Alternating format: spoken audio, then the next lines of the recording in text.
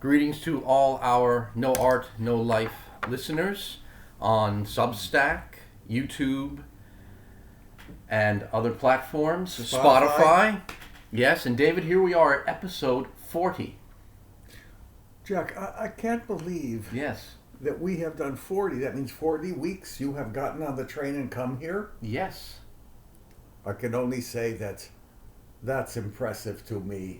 Well, I am so lazy that the idea of me going anywhere to do anything 40 times in 40 weeks is beyond my ability.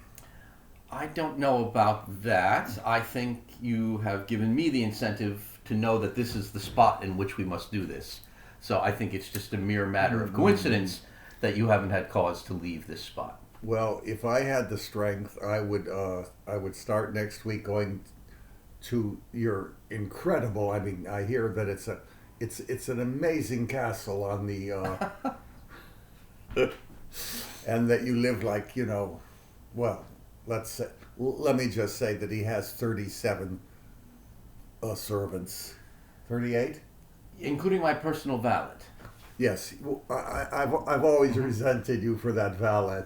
Yes, and I always send him, as you know, you receive all my correspondence. Yes. Is hand delivered by him, and he comes on horseback. Oh, what a spiridon he is. Yes. Huh? What a Yes. great Mhm. lists valet. I think everyone should have a valet because it's so boring to shave yourself, isn't it? It's interesting that you mentioned that. Only once in my life have I submitted to the traditional shaving, and I did that simply when writing a Western for myself as a novelist. I felt that the trope of seeing men coming off the prairie and going to the barber for their shave and a haircut. What was the old phrase? Shave and a haircut, 2 bits? Some kind of phrase like that. You would see it on the screen, Okay. 2 bits, Yes. 25 cents. So- I wonder how many people know what 2 bits is now. And I always wondered how 2 bits came to be the equivalent of a quarter. Yeah, what is 4 bits just as a dollar, right? That's all people would say 4 Well- bits, but usually it was 2 bits.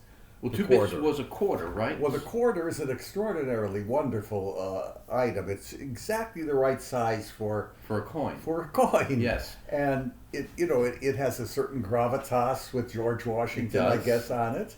It's silver, I guess, like the silver bullet of the Lone Ranger. Yes, and has those little edges in the side that one can feel in the pocket. Yes. For our younger audience, and I hope that they are, in their 20s and 30s, and youth ends, I would say, now at this time at around 68 to 74. I see. All right.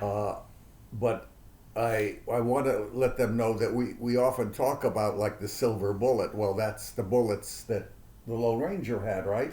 He did have silver bullets. Yes. And Tonto was his companion, and so forth. And we're trying to restate in a sense, the American mythologies. There's not much left. I know that we've spoken a little bit about movies, and we both love movies. But I remember in my classes at Juilliard, many of these people, these young pianists, coming there to the United States from China, from Korea, from Japan, from Taiwan, just to mention the great surge of Asian students at Juilliard during my tenure there, and they didn't understand most things in the movies. They said, I only want to see color movies because that they felt that the color aided it, but usually there were so many slang sentences used, and they didn't know what half the movie was about, because if you listen to these 1940s films, there are sentences and words that no one knows today if they're born from a certain time. Do certain phrases spring to mind? I remember the very first one that you cited to me. What? Was the phrase straight shooter. Yes, I'm a straight shooter, Yes. and you certainly are, even above me. Yeah, I think you're the type that George Washington would have liked. Not a lie could ever come from you. I try. Well, Beethoven fired the best housekeeper he ever had because she made a slight lie to him. Do we know what the fib was? No, I don't know, and I'd like to know because it would shed a little light, but I never could find that out. But he certainly got rid of many of the servants that he had because of his divinely horrible temperament. Hmm. And but I wanted to get back to what we were saying before. Can we go back because I wanted to say something about the movies that what did we open with? Well, we were talking about, I suppose, the euphemisms that someone coming into an American English, though they may be very facile in its mechanics, until they're introduced to all of these phrases, in a sense, there's a disadvantage. And oftentimes, well, to begin with, you mentioned that you felt a lot of students at Juilliard resisted movies that were not in color. Mhm. Now, I find that odd if a lot of the students that you were dealing with were pianists, because to a degree, the piano, I feel, though it's capable of an infinite palette, starts out with a palette of black and white, and then we invest it with the color of our imagination. Yes. And the same thing happens when we watch a black and white film. It's Yes, I never afterwards think of it as black and white or Technicolor if I like it. correct. They seem to address whatever color developmental system we have in our own consciousness. Color developmental system. I like that phrase. Well, thank you. So I think that's one aspect, and then we were also talking about the phrases and euphemisms that come from those films. Yeah. And it's funny, I'm at a loss to think of a single example now, though you're correct, there are thousands of Yeah, them. and I've written down hundreds upon Yes. hundreds in different places, different notebooks. I don't know where they are, but I still do it. I heard someone on television, oh, that's a drip and drab. I wrote that down. Yes. It's so, what's a drip and drab? You see? There's so many, don't you know, as I love that now from Henry Miller. Henry Miller always says that. Don't you know? Yes.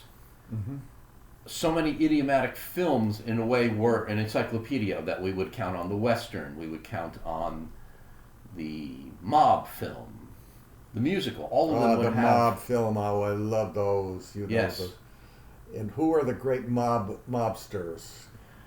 Well, I guess we always think of Edward G. Robinson. I was just going to think of him. I loved him. Yes. And you know what? One of the things that he was a very great connoisseur of painting. I've heard that. Yeah, and he had a very valuable collection. And that's about the only Hollywood star that I've ever heard that was also, although Tony Bennett, the singer. Okay. I once met him and we talked about painting, not about music. Oh, then Tony Bennett, what painters did he cite?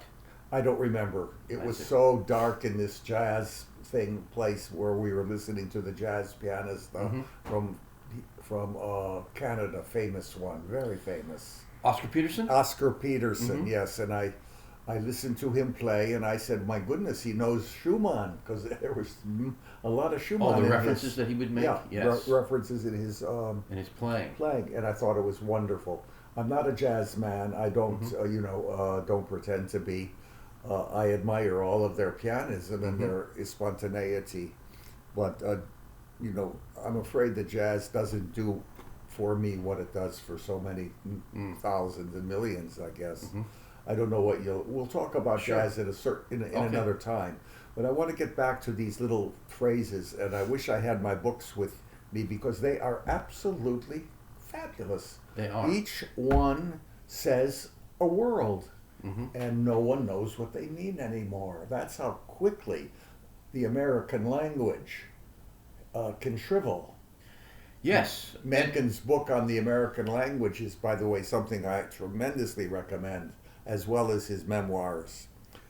H.L. Mencken was the greatest journalist in American history, or what probably was, in my opinion.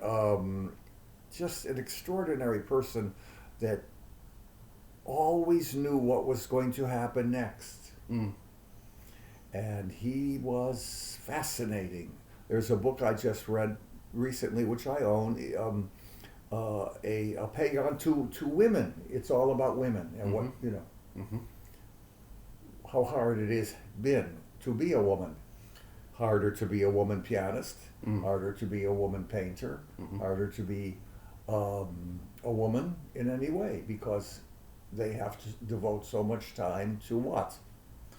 Motherhood. Okay. Oh God, what a terrible thing. Am I glad I'm not a mother? I'm sure glad they are, that the world does give us mothers. I wouldn't be here. So, Well, I can go further and say yes. that what's so what? So we're not here. Then it would have been terrific not to have had a human race because we don't do very well as a human race, do we?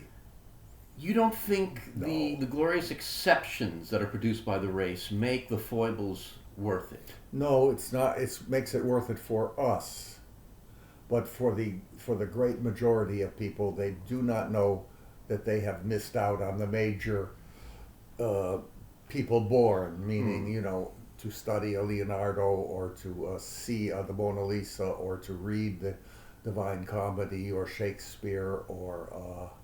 I never knew anyone in my life that did a Shakespeare play at home. It's very simple to do. Mm-hmm. All you have to do is cast everyone, have a party, and instead of drinking this idiotic beer or whatever they do, I would like to play. As I told you once, I had a failure at Julius Caesar, but I'd like to do Hamlet. I can imagine you would do a very fine Hamlet. Of course, I would do a fine Hamlet, and I once got from Peter von Berg, who's a very well-known actor on stage and film. He was in The Americans recently. He's a lover of Horowitz and Michelangelo especially, and he loves great music and a real connoisseur. And he was telling me about what was he telling me about? I'm not on today, am I? You're allowed to have. Remember, I was saying earlier today, before we started today, David, there's a great distinction between the meanderer and the price that the generalist pays. And we got there from thinking about how some pianists have a problem in terms of their minds moving to other things, even after merely an hour of practice. And I argued that in your case, that's not boredom so much as the metaphorical power of your mind being served by the seed of the piano moving to other things. So I don't know that you're not on so much as probably already at the frontier of thinking. Yes, of other I mean things. I was already thinking obviously of something else to say when I missed on Peter von Berg. Now, why did I though not continue? I will remember later. Well, then, how about if I tell you something else, and I bet you it'll come to you. We were talking about euphemisms in American language, and when I was working on a Western myself, I realized that I'm filled with these from watching all the tropes of Westerns, and yet not knowing myself where some of them come from. For example, we all know the lines of the old cowboy song, "Get along, little doggies, it's your misfortune and none of my own. You'll know that Wyoming will be your new home." And I never really stopped to ask myself, why did cowboys refer to some cows as doggies? So, oh yes, they do. And it has an etymological reason that I found fascinating, because there are even books that I now had to possess in order to give my best at a Western that explain the etymology of cowboy language. And doggy comes from the term dogut, meaning calves that became motherless and could not nurse, and hence they became gassy in their stomachs from eating grass too early, and were then called doguts. I see. And that they had distended stomachs, or in a sense something happened to them gastronomically that made them distinct. And so doguts became over time phonetically doggies, and they were the most misfortunate members of the herd. And hey, so little doggy. Hey, little doggy. Oh. And that's where that comes from. And yet you or I know from a million Westerns, from whether or not it's a serious great Western or just a Roy Rogers singing cowboy film, that little doggy is a phrase that we can't be taken surprised by. We have to know that that's there. And yet I think it's vanishing. I don't know that the kid on the street would know the phrase "little doggy" How anymore. many of our listeners know that Yeah. the little doggy? And we love the sound of that word too. Yeah. Sounds of words are very, very important to me. And Mm-hmm. as I said before, we were talking, I said, I cannot bear the word wife. Yes. Someone, oh, this is my wife. Well, doesn't she have a name? Does she have to be a wife? Now, what the Mm-hmm. hell is a wife? Well, I don't know the etymology of it. Like I can say I know the etymology of the word husband, but I don't know the etymology of the word Animal wife. husbandry, right? Well, the idea, yes, I suppose we can look at it in a deleterious way, and we imagine that the word means that one is lording or controlling something. Whereas the word wife, I'm not sure what its point of origin is. Hausfrau. That just saying Hausfrau brings my synthetic mind to what we were talking about before our show, which was we were talking about the movie Oh. Come Back Little Sheba, and you were saying to me about her house Oh, I dress, was saying that in the dress, sense it house was the frau, see? the darkest piece of Americana, paying tribute to the dowdiness par excellence of the house dress I've ever seen in my life. I've heard the title of this film all my life, and there are titles sometimes that we hear, and we know people make them venerable, and it's amazing somehow we then form a whole imaginative idea of what makes it venerable, and then when we see it, in a way, maybe we're more prepared to be shocked by its newness because it doesn't match all of the imaginative work that we do until we find what is in this venerable title. I had no idea that it was such a study, really, of kind of grim mid-century Middle class America. middle-class America. Yeah, the bourgeois of American life, or is that almost even too high flown and a word for the housewife in the, let's say, 50s? Was that when the movie? It is. I can't remember the movie. I don't know that I even necessarily think that there's a generalization that we can apply to that time. However, in terms of a study of this particular set of characters, boy, was it grim. Mm-hmm. And it held me. I don't know why certain grim things will hold us, but this did. Well, grim things are a part of our lives, and Mhm. movies have to depict grim things as well as frivolous ones. We can't always see Fred Astaire waltzing around. Well, that's why I was so surprised to see him in On the Beach. He was wonderful in that, wasn't he? 1961 movie, I think. I think, yes. Yes, Francis Romano would know. Okay. You know, one of our listeners. Yeah, it had said at the end, by the way, there's still time. Something, buddies, or something. There's still time. Well, there is no time left. You mean to avert the nuclear disaster? Yeah. That's Yes. 1961. So what is that? 65 years, where Yes. we have not, had to dig out the human race from the rubble, which we seem to do anyway. So now, David, that you've had a little bit of an intermission, does your mind remember what you wanted to say about the actor? No, No. Okay. no. I'm just pleased that I see Peter von Berg in front of me. He's a good friend, and what he was going to say, I don't remember now. Okay. Sorry. I know you want me to feel good about myself. No, that happens. There are times when we just can't trigger a memory, and Oh, absolutely. yes. Yeah. I know how I can trigger memory very well, though. And I always have, because words are so important to me and they're sonorous imagery. So I forget, like, I've had vertigo many times in my life. Okay. I've been dizzy, just like in the movies, it swings around. Hmm. I hope you never have it. It's not fun. Mm. I haven't had it for a year, but the last time I had it, it went away each time because I read in a Milan Kundera novel that whenever he had vertigo, he would then say the word, "No, I don't want vertigo," and it would go away. Now, my problem is I didn't even know what the word was. I couldn't remember vertigo. Mm. We know it's a movie, Mm-hmm. and Yes. we know it's a state of motion. But what I did not know, how to bring it back to my memory. I have vertigo, and I can't. I'm so mad at myself for having it. Mm. I don't like to have any health problems. Mm. And Now, in memory, do you find that applies to your piano practice now? Because I was introduced recently to something that I would have dismissed because when I was younger, I didn't think about how I memorized. Sometimes just large pieces would just seep in. And I still will go to the piano thinking, well, that'll happen. And then someone who knows a great deal about psychology and the human mind suggested I try something called chaining, which is just an expression for taking very small, discrete bits of something. And I would have thought of that as the way I was introduced to the piano, by maybe taking something only 3 measures long. And yet, by golly, it works for me Mhm. in my. It will work for everyone. Yes. I know that. Mm-hmm. It's getting yourself to take that little That yeah. step, because it is humbling when one used to not have to rely on something like that. Right, right.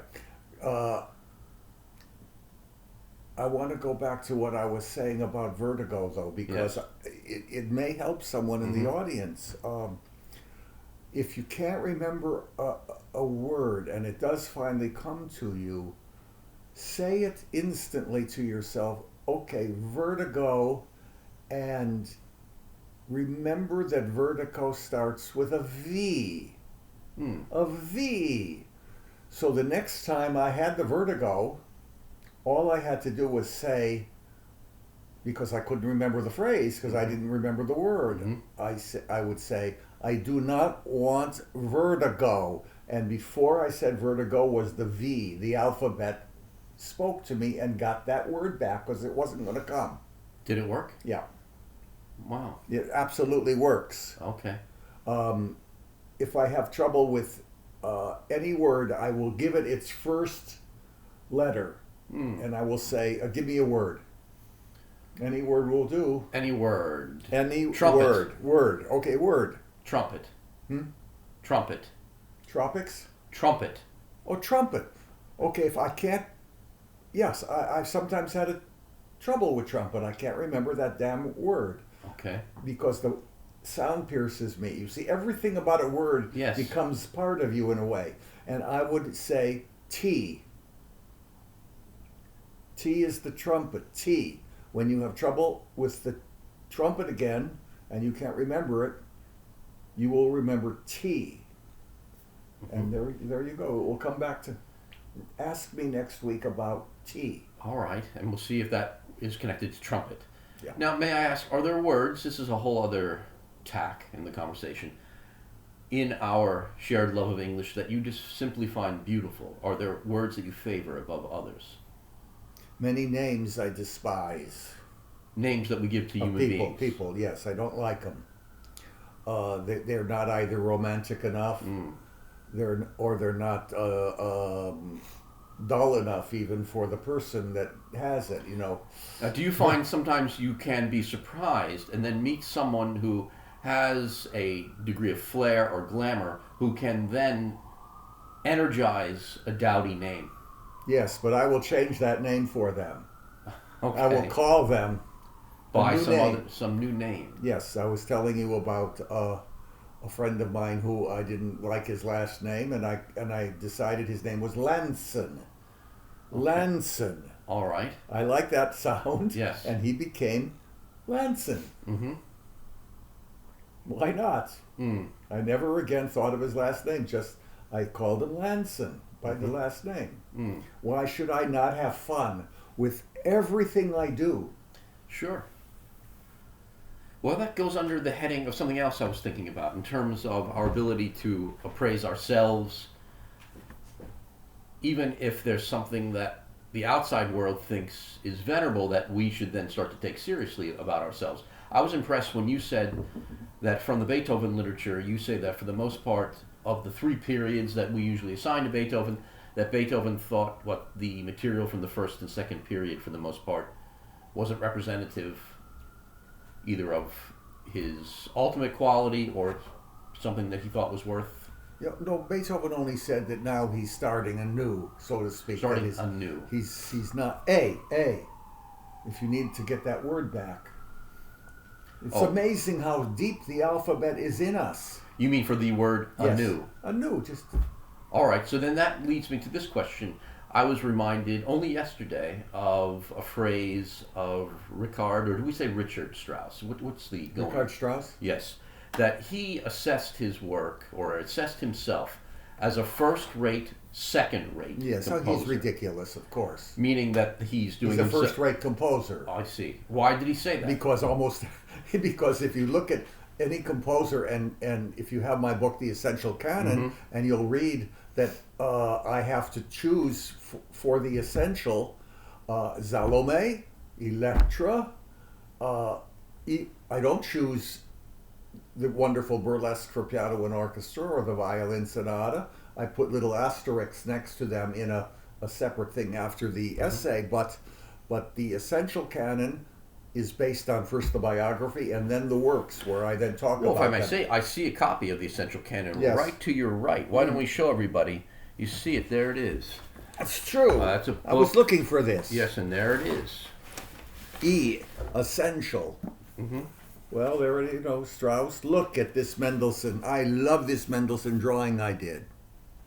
You see it? At the end of each biographical thing, I then say what I think is important about each composer. So let's go to Strauss. There he was. There we go. Yes. Where's my glasses? Okay. Just take a look if his. Oh my God. Wonderful. My God, I can't believe I wrote all of this. If I had to do it again, I would commit suicide. So hard.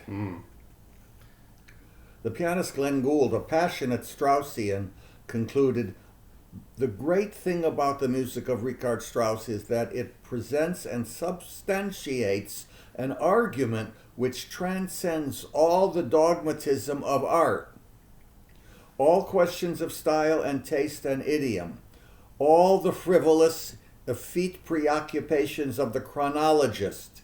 Sounds like you talking. In what way? You mean in terms of the You can length go of on the- and on with.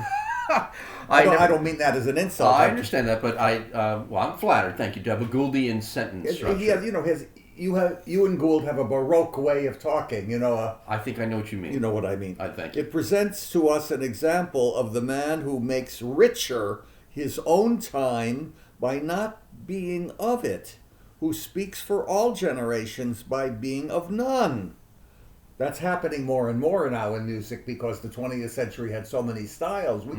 We can't call the 20th century any specific thing. You have No. romantic composers. You Yes. have this. You have atonal. This is Strauss. It is an ultimate argument of individuality, which is all we care about, isn't it? An argument that man can create his own synthesis of time without being bound by the conformities that time imposes.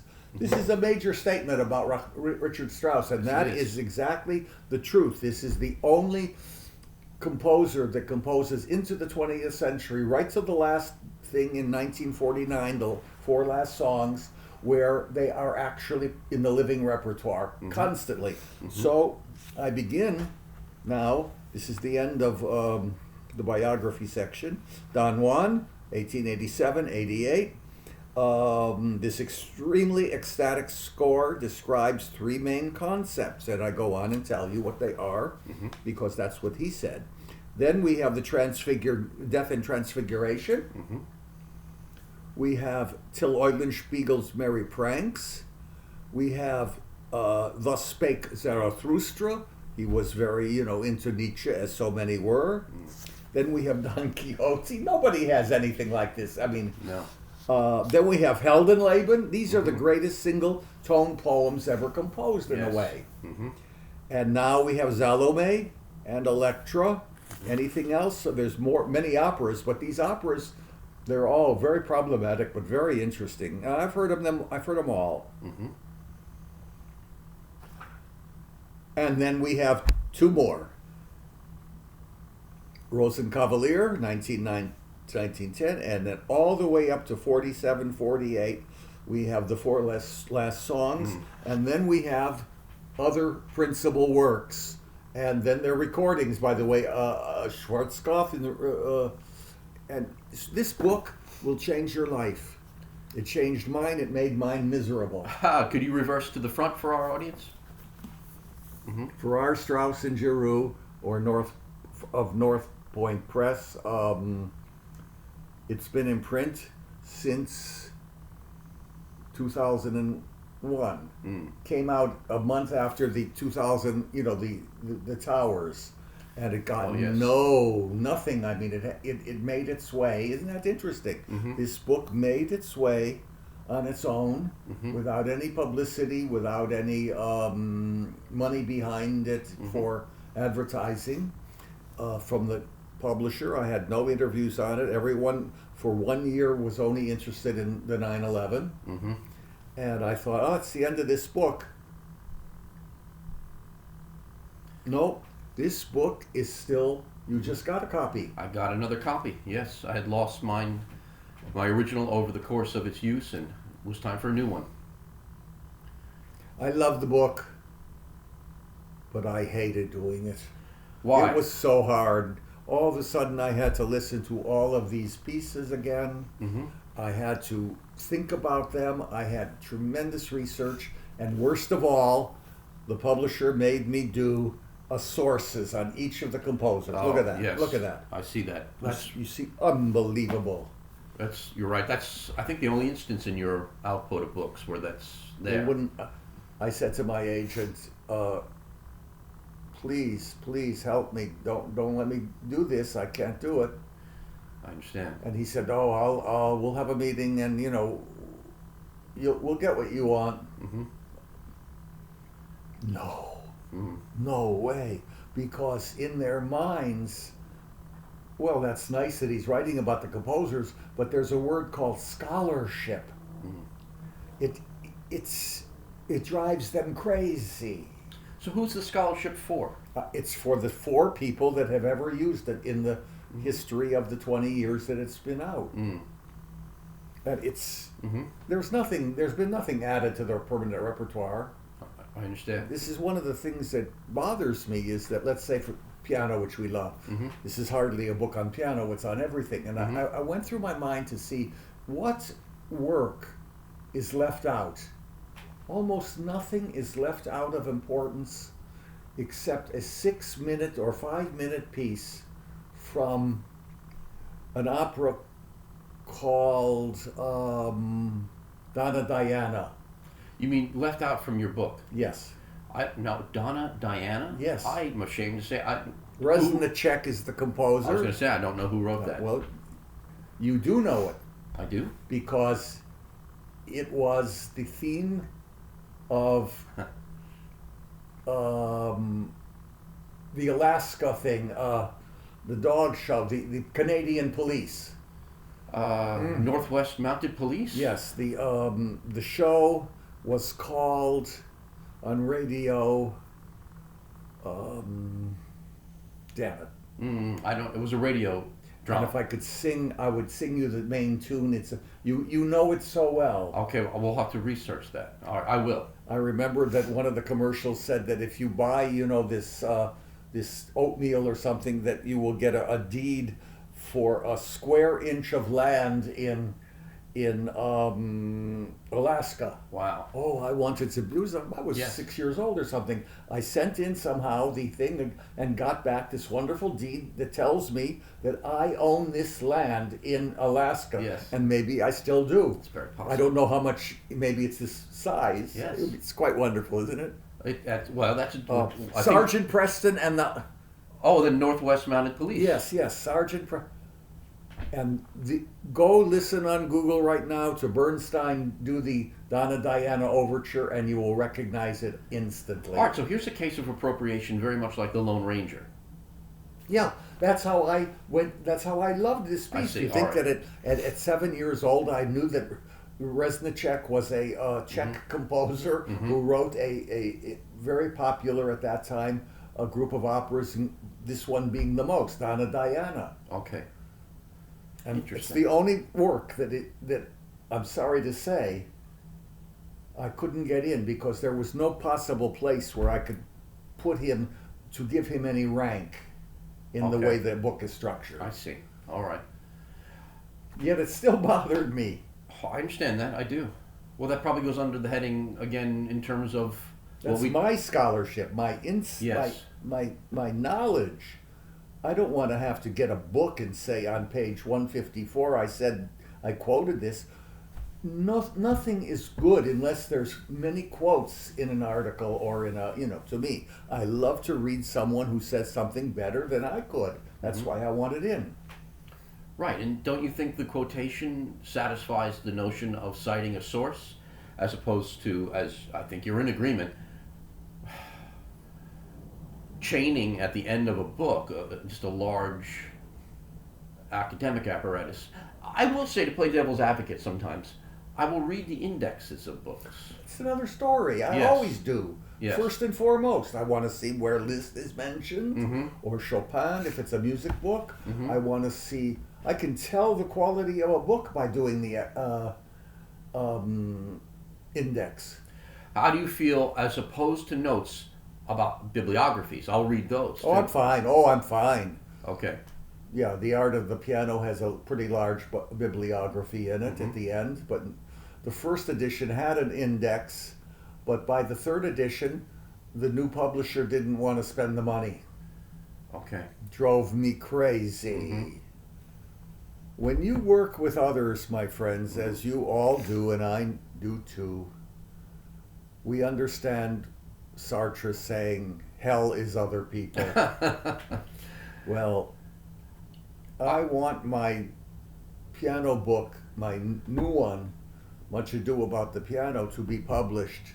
And I want the next publisher that I write to answer me, give me that courtesy at least, Well, that, and I've seen that for you. And in my own experience, we've talked about this. The idea of traditional letters of inquiry that one writes and not getting an answer thousands of times over. Even if it was generated by a robot, not even getting a reply. It's really quite something. Now, forgive me, I'm thinking still of Gould and... Isn't that wonderful? Yes. That's amazing. Yes, of Gould and Strauss. And I'm reminded of that little interview book that I have reread and cited before with Jonathan Cotton, Glenn Gould. And am I getting this French term correct in the pronunciation? Fin de siècle? Is it fin de siècle? Fin de siècle. Meaning the end of an era. Turn of the century, Okay. End of it. And it in the interview, it gets boiled down that Gould seems attracted to the end of the era type men. And he cites Strauss as one, and as a tremendous foil, Orlando Gibbons, I think, is the composer that he claimed that was his favorite composer. But do you think Strauss stands for that, truly? You were just talking about his place. Does he? I think he does. Okay. If you really think about it, you see, he lived long enough and was productive enough because within those, from 1911, Rosenkavalier, which all of a sudden he has decided, I cannot go the Schoenberg way into such hyperchromaticism, for the 12-tone method was not invented by him until 1924. Schoenberg, What Schoenberg is and they're very hyperchromatic, just as Scriabin is in his idiom. But Strauss cannot go that way. He's done it with lecture. That's as far as he will go. Born in 1864, let's say. That's pretty early. So he's really divided equally between the 19th century and the 20th. And his conditioning is from a father that hated all contemporary music, like Wagner. Franz Strauss was a horn player of the Dresden Orchestra, things like that. So what I want to say is that because I chose the Gould because it actually, to me, says everything about Strauss. the second half from the Alpine Symphony, all of these pieces come in the teens, and there's operas that come in the shadow of what's the fabulous work? It's actually coming into the repertoire as these other works after the Rosenkavalier could. What is the Schonen? Oh, I forgot the name of this opera. I heard Böhm conducted at the Met. It was a marvelous piece. Carl Böhm? Yeah. I mean, these operas of his, which I've heard on recording in Intermezzo and all of these others in the 30s, he also composed, concertos for different instruments that are very, very modern in the sense that they're not atonal, but they're modern. And so he lives in a century of so many styles. I mean, listen to the William Walton Symphony or the extraordinary music of Benjamin Britten. It's always tonal, and the most important thing is that in these little précis in my book, I always worked very hard to get any quote that really says a lot. And especially one to absolutely end it. And at the opening, there's always a quote of the composer himself. And the Beethoven one is around 1817, and it's an extraordinary Zen type.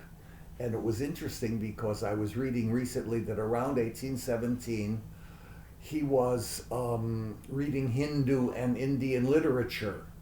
While you're speaking of that, may I find it? Can we maybe read it? No, it's not in there. Oh, it's not in that one. Okay. No, it's not in there. Okay. Oh, yes, you mean that is in there? Yes, that the Beethoven. would be Yes, there, yes.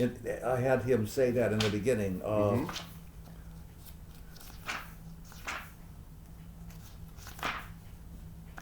Say something so they're not bored. Well, let's see. We were talking about. There he is. And listen, read that. I yes. think it's incredible. And it's exactly around 1817 that he is into Hindu literature. All right. Beethoven. Blessed is he who has overcome all passions, and then proceeds energetically to perform his duties under all circumstances, careless of success. For he who is wretched and unhappy is so only in consequence of things. Ludwig says a lot there. Yes, he does. That was so important for me to get in. And now, with further study, I see that, I'm not sure if it's this, but other things that he writes in his diary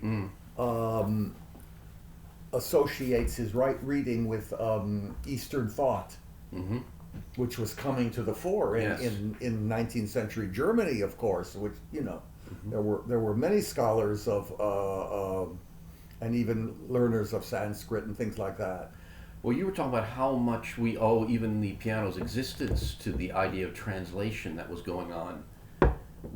Did you say, was it Hamburg? Yes, in Hamburg, where, my God, there was more publishing of theses and treatises than you can imagine. Well, that's where the great article by Scipione Maffei about Cristofori and the drawings of the Cristofori mechanism. Think of it.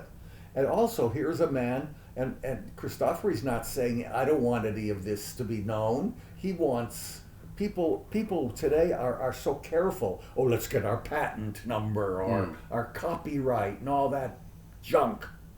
He wanted those sketches to be out, and indeed the article was translated into German, and that's where Bach's friend saw them. And yet you concede that you have been a victim of piracy and translation. Oh, terrible. Right? And in fact, very recently. Not even 2-3 weeks ago, yes. Someone told me that The Art of the Piano was now out in Chinese. And showed me a photo, but I don't know that it was the whole book because it seemed so slim. But the point is, someone published without my knowledge or permission, or the publisher. In this case, I own the rights But what does that matter? Not to the Chinese who have continued to make money off of the theft of intellectual property. In Now, my that does not mean every book that I've had. My last two, yes, the Reflections from the Keyboard, something you love much, and Remembering Horowitz.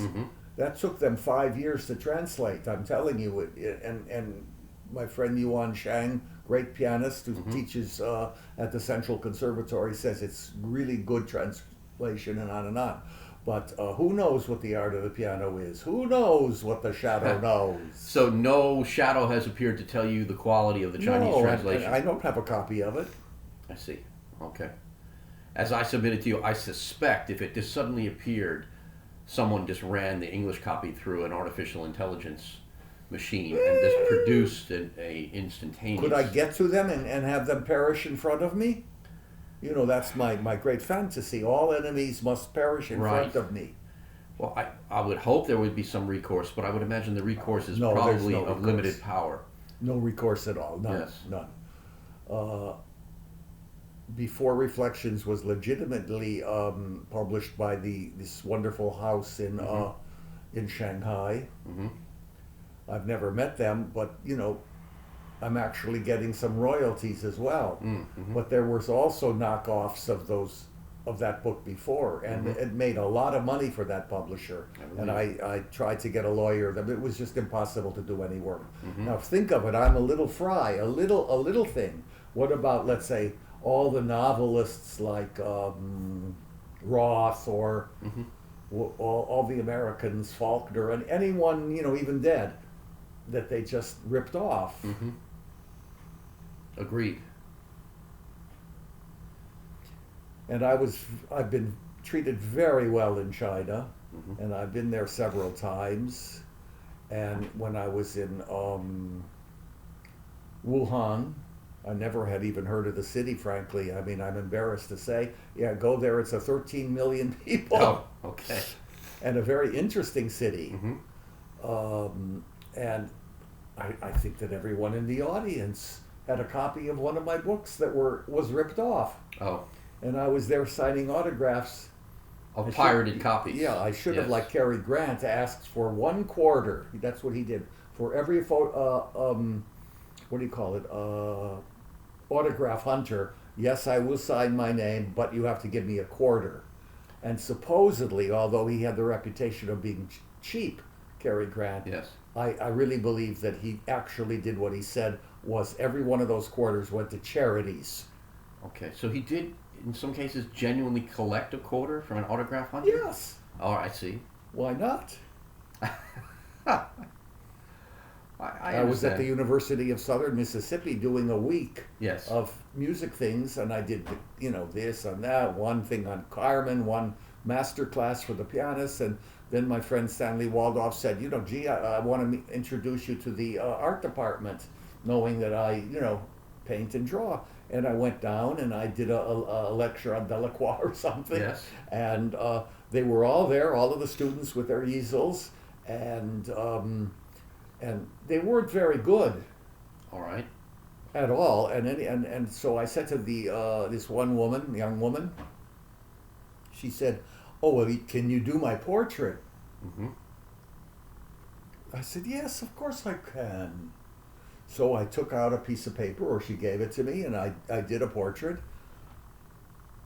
And I'm not lucky because I can get the features. I have, it's like perfect pitch for music. I You know, see, I can get a likeness. It means nothing All right. if you get it or not to me, but I can do that. And there it was, and she said, "That's me."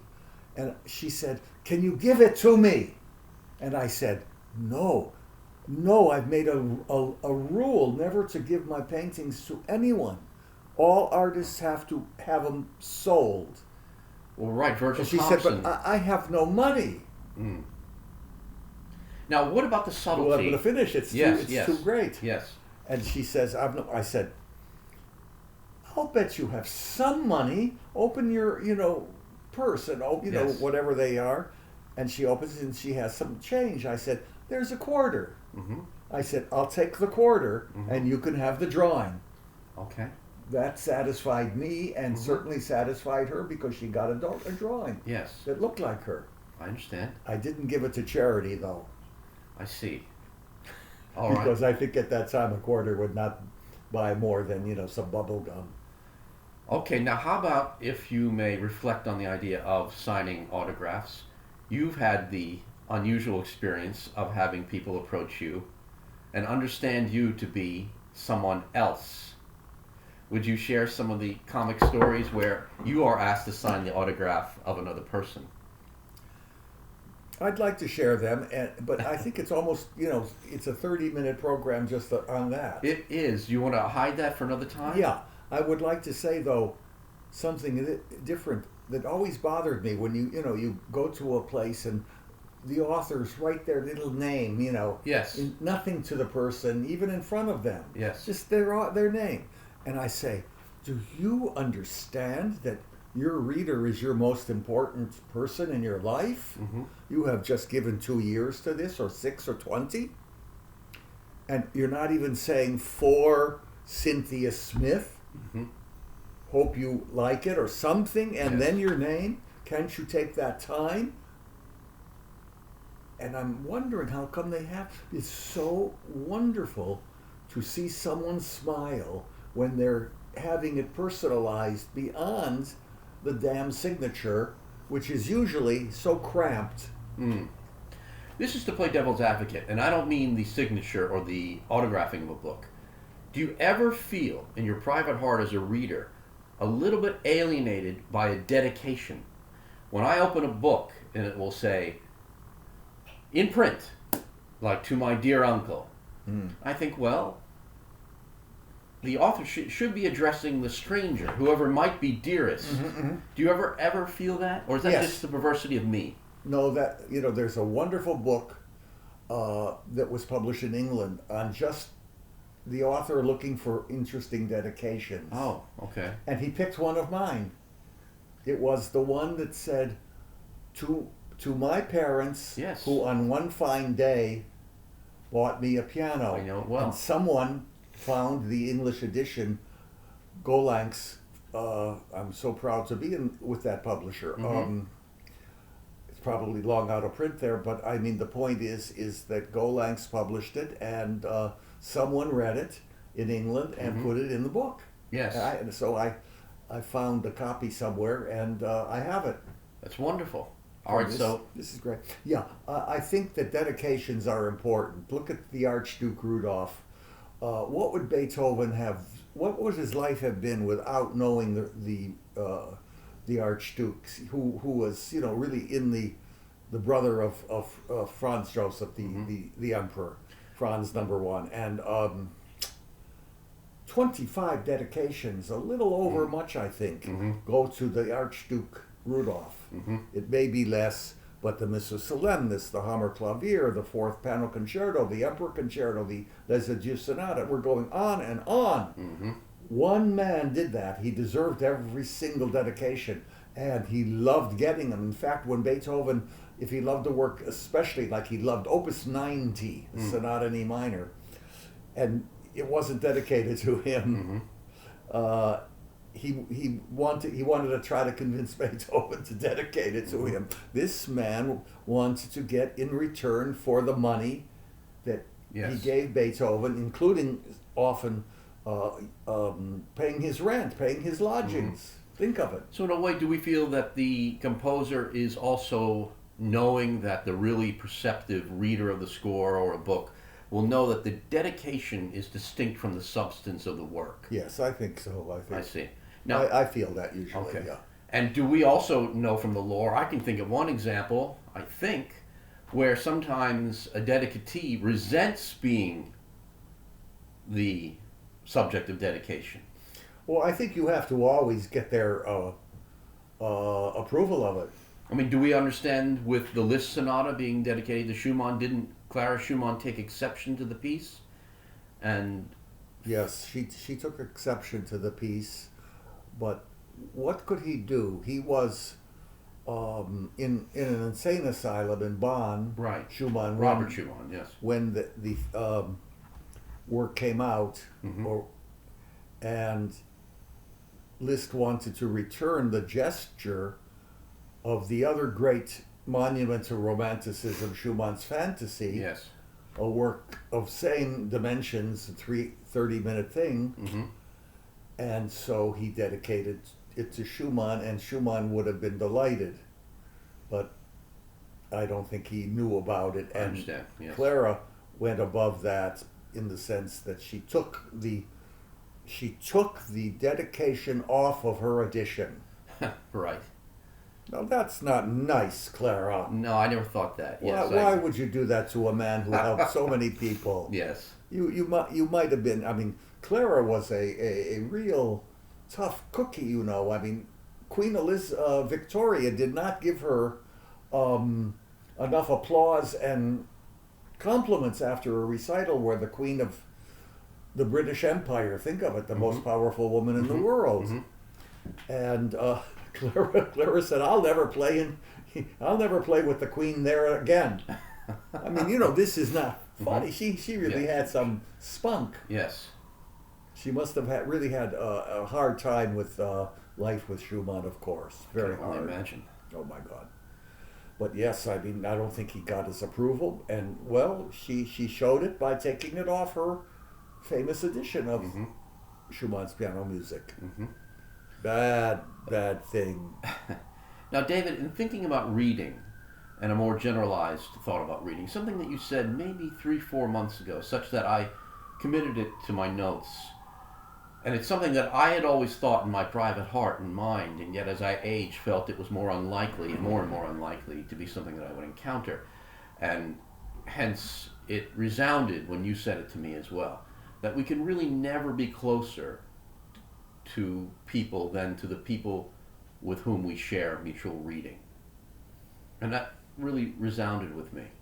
And I think in this day and age, it's something that can't be taken too lightly or without a due consideration. Because I must say that I really think that's true. It is true. Yes. What are we going to do about the future for writing? I don't know. You mean, how does a writer try to advocate for the general good of writing? Besides just throwing up Hail Mary passes of creating new works? I don't know. There are some really important subjects that mankind has to deal with as a whole, as a member of the human race, and they're not coming close to even attempting it. We have been through so many wars that we are out of our minds with fear.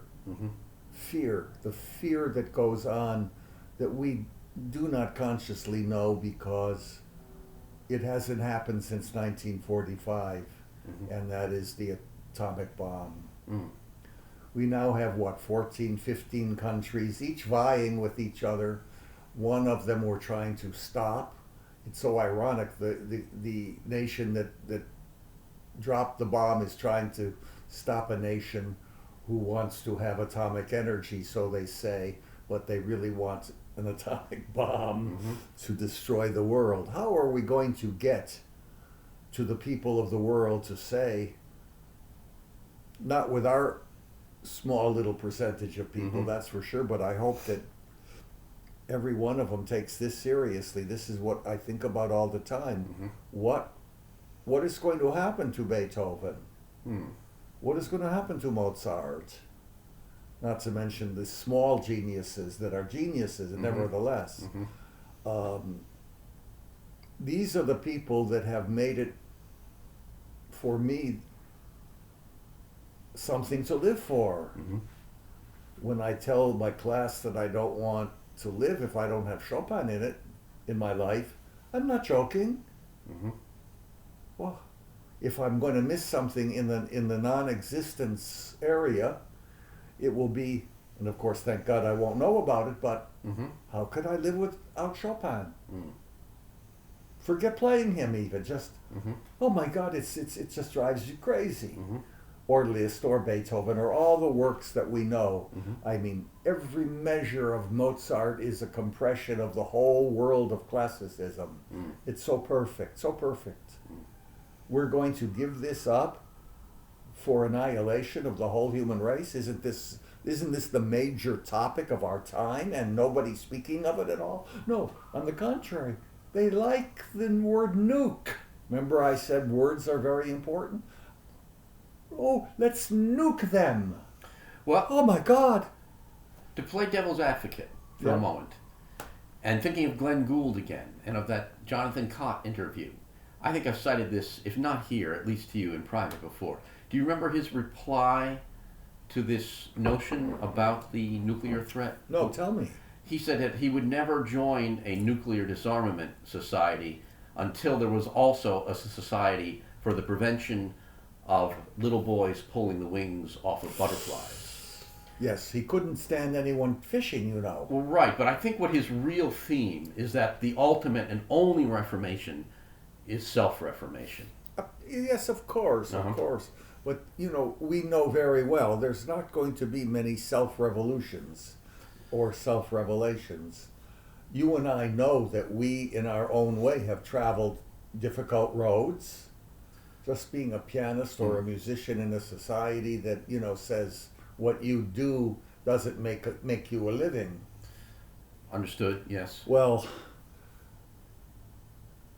every parent knows that, and they're not allowing their children to come to the great music schools. They're saying you've got to be a hedge funder or whatever they are. I don't know what that means even. However, how many people, Krishnamurti says the same thing, and all religions say the same thing. It has to come from the inner revolution. Mm-hmm.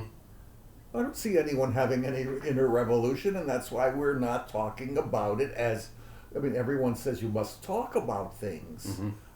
Do you ever hear a poem on CNN read at the end instead of goodbye as one of those people, we'll see you tomorrow, tune in, or don't go away because the commercials are so grand? Mm-hmm.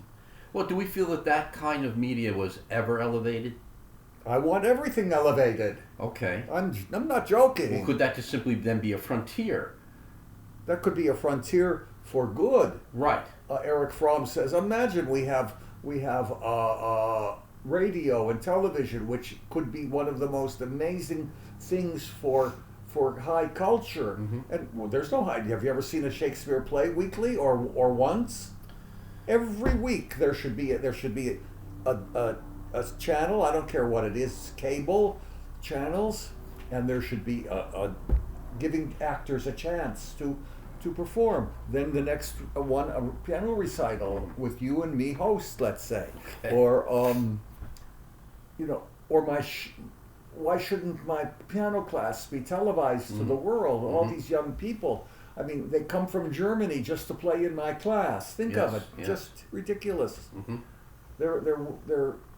They're needing that. They Yes. want to give they want to give this most wonderful thing to the public. You gave me a rather incredible example from this past Tuesday. If you would just cite the three places. Yes, one came from Los Angeles on Mhm. plane, Mm-hmm. was worried about not getting here because of the snow. Mm-hmm. Another came from Berlin, Mm-hmm. Anaheim, and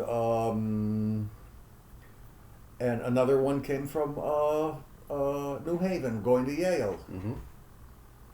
I mean, that means I want to really give my music to someone. Mm-hmm. Get on a plane and Yes. okay, maybe she saw her aunt. Who knows? I don't know. But the point is that it was important to get them to play, in my opinion, and it was important for them to play. Yes.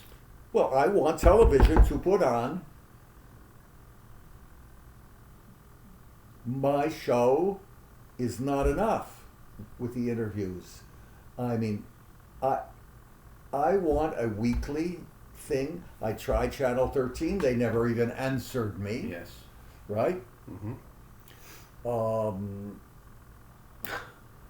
What are we going to do with all of these people who are still in the generation that they're loving the piano literature? What are we going to do? Do we have a sculptor that you know? Do you know any sculptors? I've never met a sculptor. I've never no. met a sculptor. No. Do you know many poets? Only No. yourself if you decide to write a poem, you know. Mm-hmm. I mean, just, Mm-hmm. it's fantastic. It's fantastic. Every single day on every channel, if I was the CEO, I would demand for what do you want power for? Just to make some more money? More money that, I mean, now they're buying another, CNN or whatever is buying, selling, 10 people will own the world. Mm. You think the president and the Congress have any power over these people who are really ruling the world? 10 corporations?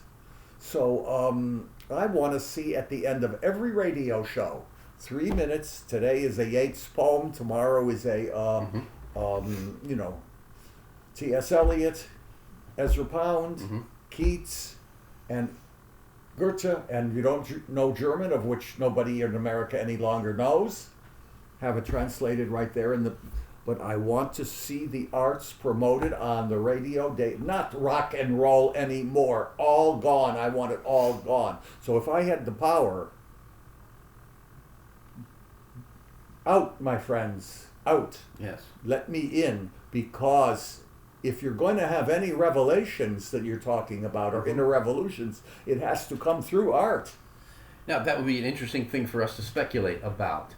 An absolute ruler whose intentions are the dispersion of art as opposed to power. At the same time, immense power would have to be in the hands of the person who has that ability to disperse art. So how would you balance? What do you mean balance? What do I want to? I don't need any balance. Well, I just need every atomic weapon destroyed. I don't know how they will do it. Go to outer space, or right. have Elon Musk figure out a way, or whatever he wants. I understand. I do. I don't want to see a country with any bullets being made or any guns being sold. Is this ridiculous? No. No. This is what we must have for survival. So if you want your grandchildren to have a good life, I love that horrible phrase, the sound of a good life, or something like that. Well, at the risk of sounding like a revivalist, I for the am most a part, right. revivalist. So what one is really talking about is not something that one could really enforce unless there is a kind of spiritual change in the yes. body of humanity. Yes. So how would you... The inner revolution has to be spiritual. Right. But the inner revolution only goes from the infinitude of the private man, as I always cite from Mr. Emerson. I know, I understand. So how do we engender that as a general way? Do you think I know? No. Of course I don't. But at the same time, I wouldn't put it past you to have an idea. That's why I put it to you. Well, the one idea comes is that we certainly, first of all, have to get rid of all weaponry. Robert Ardrey, the anthropologist, said he thinks that it's a genetic need for man to, yes. constantly keep new weapons being... Oh, that's ridiculous, of course. Okay. No more weapons, because guns kill. If we have an argument and I take out my gun, I kill you, but Right. if I was really mad, I would hit you on the face, and okay, I just lost a tooth. Right. Well, we've got to get rid of all the atomic energy. We don't need it. We don't need even electricity. I mean, I'm going to go really far. Okay. We have been spoiled by all of these things. I mean, how many computers? This computer is taking energy away, isn't it? It is. It's Yes. taking energy away. Yes. Get rid of them all. Yes. I'll be glad to give up my show. Okay. You see, if our show, No Art, No Life, I don't want 169 people watching. I want 5 billion. Now, what's wrong? 5 billion people is already 3 billion too many, and we have 9 coming up. Well, we have to work on that too. Now, don't tell me that climate is... when I see these forest fires burning all of these animals alive, I feel for them too, because the animal lives with us in the earth. It's our equal. They have everything going for them in their instincts for their own survival. We have, unfortunately, this horrible brain that keeps, constantly thinking of evil things. What do we do? What should I do? Well, the only thing you can do is do what you're doing. Is what Okay. I'm trying to do. Is Yes. that we have some inner revolution where we can hit that meditative moment of spirituality within us and feel at peace. And no one is comfortable in the world any longer. But is anyone ever proselytized into that state? Doesn't it seem that only the individual comes to it on their own? Well, they have to come to it on their own. But there has to be enough discussion that half of the world are nitwits, don't you know? As Henry Miller would say, they are nitwits. They don't care if their grandchildren live or die. If they did, they would be on the streets telling if you're going by the so-called rule of law, which doesn't exist any longer, well, we're in big trouble in every single zone of our lives. So we better have a lot more people. Look at the 60s. You had tremendous, in 70s, you had tremendous spirituality among the young. Oh, no war, let's make love, and on and on. Well, they made love and there was AIDS.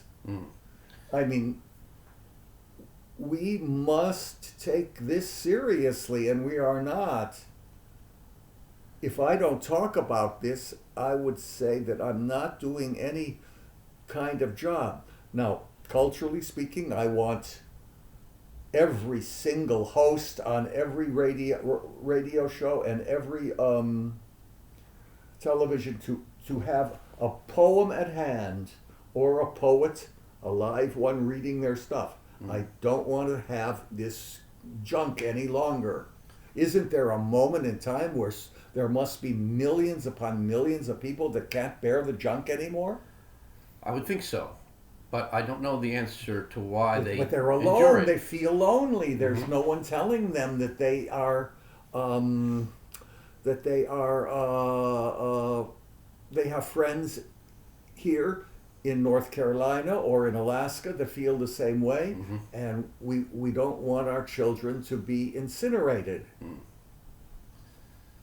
I don't want my children, if I had any, to listen to the junk that is this pornography in the ear day and night. Agreed. And I don't want them to make any money from this. Do it at home, these rap junk. Do it at home. I understand. Don't do it for the record company who's going to make money from you. No, if you have a record company, and isn't it amazing that all pianists now have to have their own record company? They can't say, I'm going to, unless you're the 2 or 3 commerce pianists, Yes. as I call them. No, we've got to make radical changes. Buckminster Fuller said, if you think that something is radical, you better make it 10 times as radical if it's going to work. I understand. Maybe we need some, because revolution itself, even our own revolution inside, is based often on decay. You can't have revolution with decay. Revolution has to be clean from the beginning. So we're in a lot of trouble. And I would like to go out fighting Yes. instead of this passivity. But- There's no bomb. Oh, they'll nuke us. Nuke? Nuke? Are you in love with death? Are you Because of the necrophiles? Because of the attraction to the expression, you mean? Yes. Yes. Oh, that expression. When the first time I ever heard that, I think I fainted. They're going to nuke us? It's like, how friendly. Now, however, under the heading of always being prepared to have a reading in the midst of any given program, I think you had one for us today. I think we're going to save it till next week. Oh, all right. Okay. I think we've tried the patience of our no art, no life All right.